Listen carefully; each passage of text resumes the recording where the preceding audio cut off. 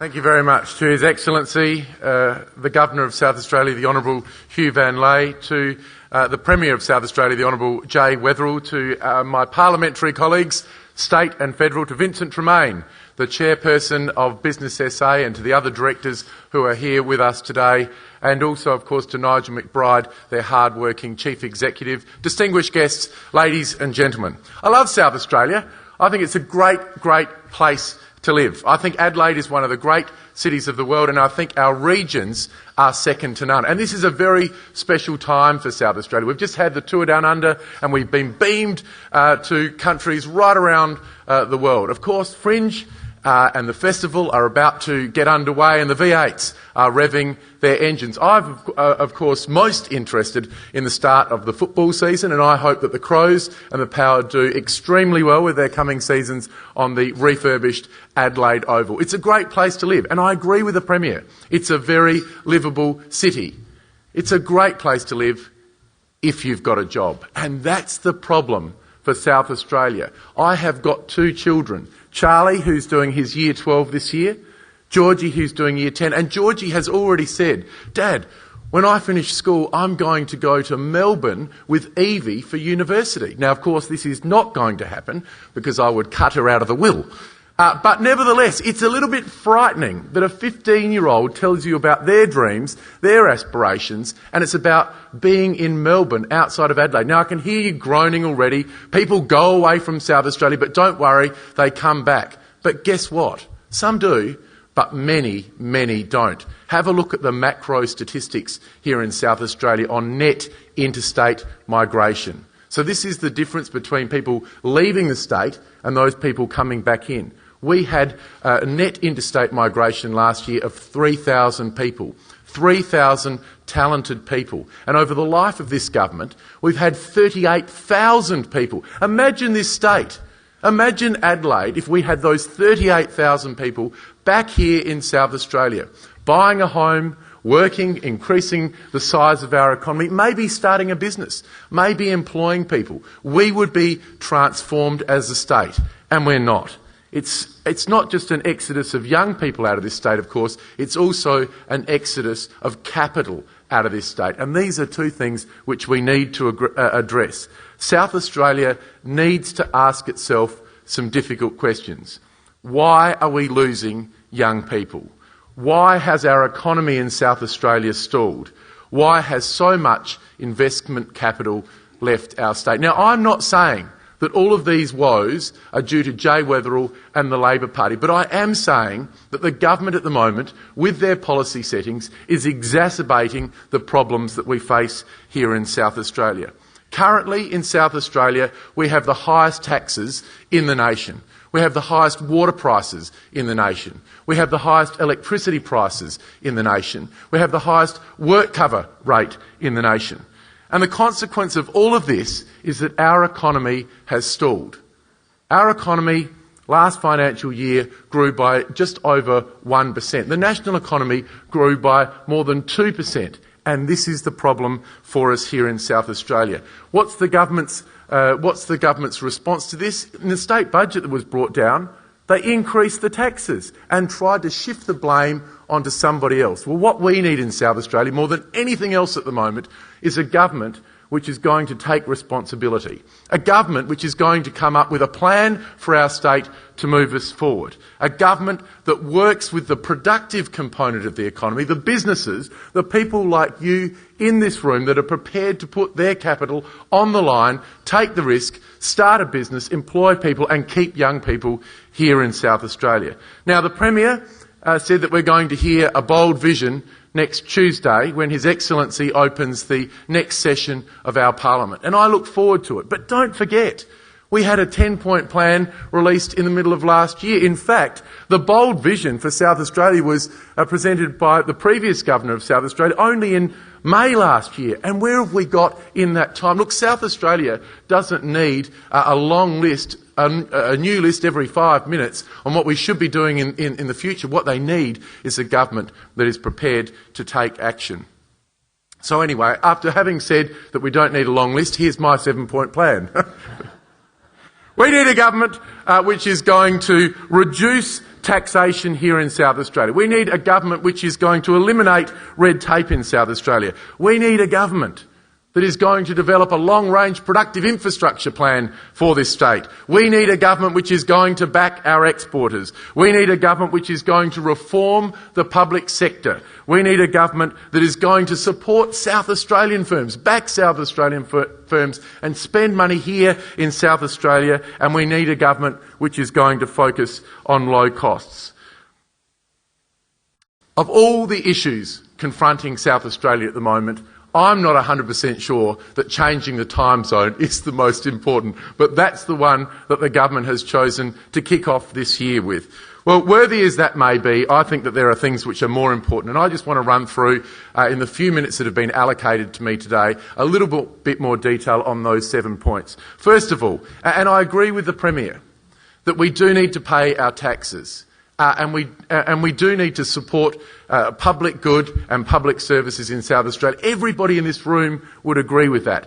But we don't want to be the highest taxed state in the country. And we don't want our taxes to go towards paying for bloated bureaucracy. Sure, we want that money to go to the Modbury Hospital, but we don't want it to go to the increasingly bloated bureaucracies which exist in the health department in South Australia.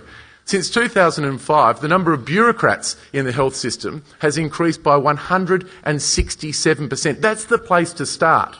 That's the place to start to find your savings in the bloated bureaucracy, not cutting services, not halving the number of emergency departments that we have here in South Australia. I welcome the fact that the government has said that they're going to look at taxation this year, but it's got to be more than a review. It's got to be more than their reform. It's got to be more than shifting the deck chairs around. It's got to be tax relief here in South Australia. We need our taxes reduced in South Australia. We've got to take the handbrake off the productive component of our economy. This government also talks about red tape. In fact, they probably appointed a commissioner, or they certainly would have put up a board to actually look at this. But the simple fact of the matter is we're getting more and more red tape. And we don't need to look at trimming. We don't need to look at just taking a few bits of red tape off here and there. What we need in South Australia is deregulation. And that's why we went to the election talking about the establishment of the first state-based productivity commission. Because bureaucrats and public servants are not very good at deregulating themselves. And that's why something independent of the government to look, to work with the business sector, to work with the population in general, of how we can declutter our regulations and our legislation in South Australia would be fantastic. The work, health and safety legislation, which this government introduced only 2 years ago, is an absolute shocker. And it costs jobs in South Australia, and it increases the price of a house in South Australia for no discernible, identifiable benefit to people that are working in the sector. We need to focus on deregulation. We need a government which will develop a long-range productive infrastructure plan. We've got to move away from making capital decisions based upon marginal seats and electoral cycles. We need a long-range, 25-year plan that is going to be shared with the business community, shared with the investment community, and that will attract dollars and it will attract jobs here into South Australia. We need a government which is going to back our exporters, and I applaud the Premier for finally focusing on Southeast Asia. It's a very important region. It's been neglected by this government. Let me tell you a story. In 2011-12, the state budget to support our exporters in this state was $30 million a year. This year it's $18 million a year. It's great to talk about it, but we've closed a swag of overseas offices. We've sacked hundreds of business ambassadors that were set up across Australia, and now we're finally coming back to saying exporters are important. Well, let me tell you, there's only a few ways to grow the size of our economy. And one of the principal ways is to send more of our goods and services across our borders, interstate and overseas, and bring somebody else's money here into South Australia. And that's what we need to focus on. This government talks a lot, but the numbers speak for themselves. $30 million down to $18 million. We were spending more in 2011 than we're spending on it today. The public sector needs reform. There is no doubt that the public sector needs to be reformed here in South Australia. But it's not about slash and burn. It's about working with the state's largest asset. And I mean that seriously. I think the people that are sitting in this room who come from the private sector will all agree with me that the greatest asset in every one of your organisations are the people that work in your firms. They're the greatest asset. But we don't treat our public service like that whatsoever. We've got some challenges. We need to deliver important, improved public services for the people of South Australia, and we need to do that in a constrained fiscal environment. And the only way we're going to do that is by engaging our biggest asset, the people that are working in the public service. When I hear stories about people working in the public service for 35 years who can't even go back to their desk to collect their belongings and they're marched out the door, I shudder. I shudder. Those things don't occur in the private sector, and it's disgraceful that we treat our senior public servants in that way. I think we not only need to work with the important public servants in this state to turn our state around, but we also need a government which is going to embrace IT. IT is a great enabler for improved business efficiency, and it's one that this government has handled poorly, and so now they've become gun-shy, and they're not looking at the great enabling power, the productivity improving power of IT in this state.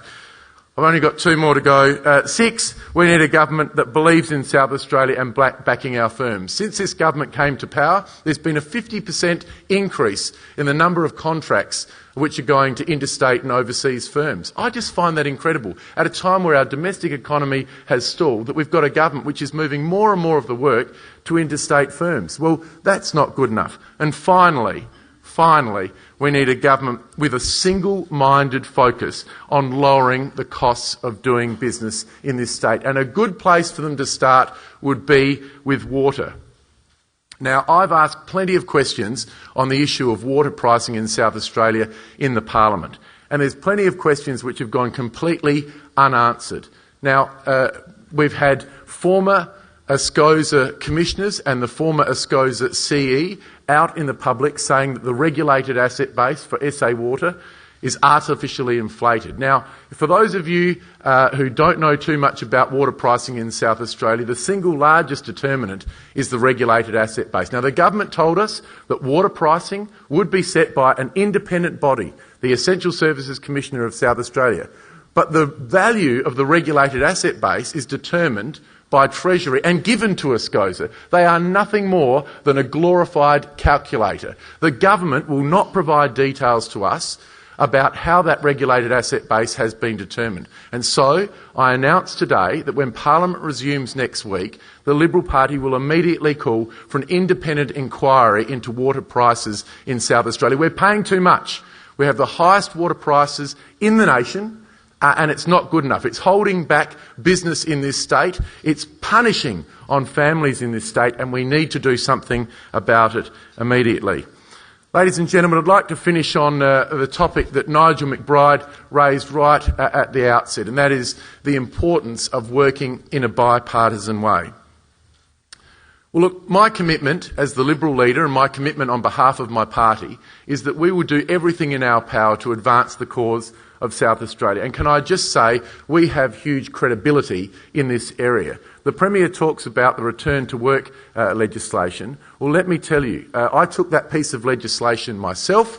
It took 3 months to negotiate that piece of legislation. The government says it was tough for them. It was also tough for the business sector. Many interest groups wanted different things. Not all of them could be accommodated. But what we do have is a reform which is much overdue. $180 million benefit to the people, or to the business sector in South Australia, and I think ultimately a better outcome for employees in South Australia. But it wouldn't have happened. It wouldn't have happened without bipartisan support. I took that piece of legislation. It went through the House of Assembly in 1 day. It went through the Legislative Council. They take a little bit longer. It went through the Legislative Council in 2 days. And it's an example of what we can do if we work together. In fact, the Deputy Premier, when he gave his third reading speech, said if this legislation is as effective as we all believe that it will be, then Stephen Marshall and the opposition are as much to thank for this reform as the government is. And look, we are committed to doing everything that we possibly can to move this state forward. It's going to be a busy year. There is no doubt about that. Planning reform is on the agenda. We've asked the government for a detailed briefing on this. We asked them in November. They are going to be contentious reforms, but much needed reforms in South Australia. Here I am in February, no detailed briefing.